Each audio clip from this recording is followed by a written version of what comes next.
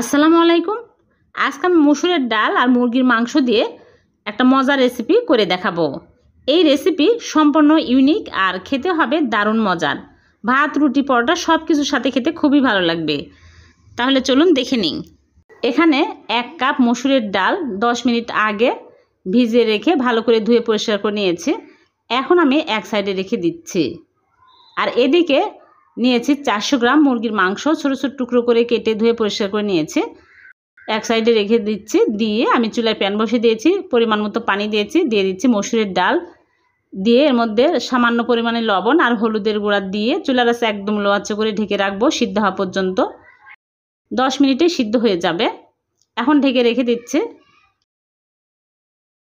10 minute পর ফিরে আসলাম, সিদ্ধ হয়ে গেছে। এখন আমি নেড়ে চেড়ে চুলা থেকে নামিয়ে নিব। চুলা থেকে নামিয়ে একটা বাটিতে ঢেলে এক সাইডে রেখে দিব।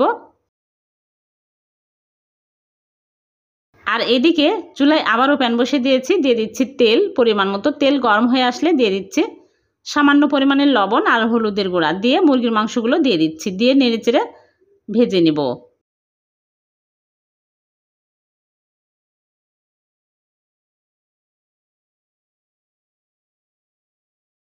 কিছুক্ষণ নেড়ে চেড়ে নিয়েছি, ভাজা হয়ে গেছে। এখন আমি চুলা থেকে নামিয়ে নিচ্ছি।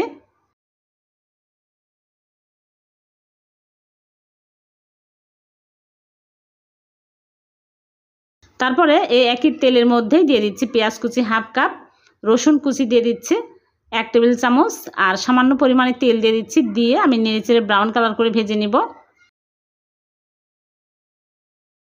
তারপরে দিয়ে দিচ্ছি 3 টুকরা দারচিনি আর 2টা এলাচ। এখন আমি নেড়েচেড়ে নিব। আর দিয়ে দিচ্ছি আদা বাটা 1 চামচ, রসুন বাটা 1 চামচ আর 2টা শুকনা মরিচ, দিয়ে নেড়েচেড়ে কাঁচা স্মেল যা পর্যন্ত ভেজে নিব। তারপরে সামান্য পরিমাণে পানি দিয়ে দিচ্ছি পুড়ে যাবে এর জন্য। দিয়ে এর মধ্যে কিছু মশলা অ্যাড করে দিব। দিয়ে দিচ্ছি লবণ স্বাদ মতো, আর দিয়ে দিচ্ছি হলুদের গুঁড়া হাফ চামচ, মরিচের গুঁড়া দিয়ে দিচ্ছি 1 চামচ, ঝাল বুঝে দিতে হবে। আর দিয়ে দিচ্ছি জিরার গুঁড়া হাফ চামচ, ধনিয়া গুঁড়া হাফ চামচ। এখন আমি নেড়েচেড়ে মশলাটাকে ভালো করে কষিয়ে নিব।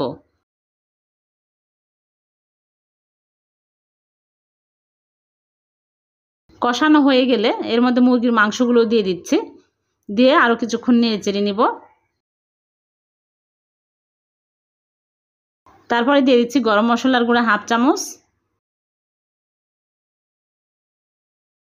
দিয়ে সিদ্ধ ডালগুলো দিয়ে দিচ্ছি, দিয়ে আরও কিছুক্ষণ নেড়েচেড়ে নিব।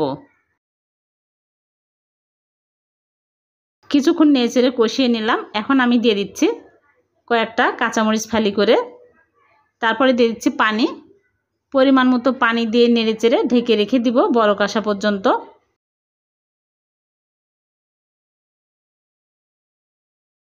ভালোভাবে বলক চলে আসছে। এখন আমি দিয়ে দিচ্ছি সরিষার তেল 1 টেবিল চামচ। নামানোর আগে সরিষার তেল দিলে খেতে আরও বেশি মজার হয়। এখন আমি নেড়েচেড়ে চুলা থেকে নামিয়ে নিচ্ছি। রান্নাটা একদম রেডি হয়ে গেল। ভীষণ মজার মুরগির মাংস আর ডাল দিয়ে রান্না। এভাবে একবার হলেও রান্না করে দেখবেন। রুটি পরোটা, পোলাও, ভাত, রুটি, পরোটা সব কিছুর সাথে খেতে খুবই ভালো লাগে। ভালো লাগলে লাইক কমেন্ট শেয়ার করে দিবেন। আর এরকম সহজ নতুন নতুন রেসিপি পেতে চ্যানেলটিকে সাবস্ক্রাইব করে চ্যানেলের সাথে থাকবেন আর পেজটিকে ফলো দিয়ে রাখবেন। আল্লাহ হাফেজ।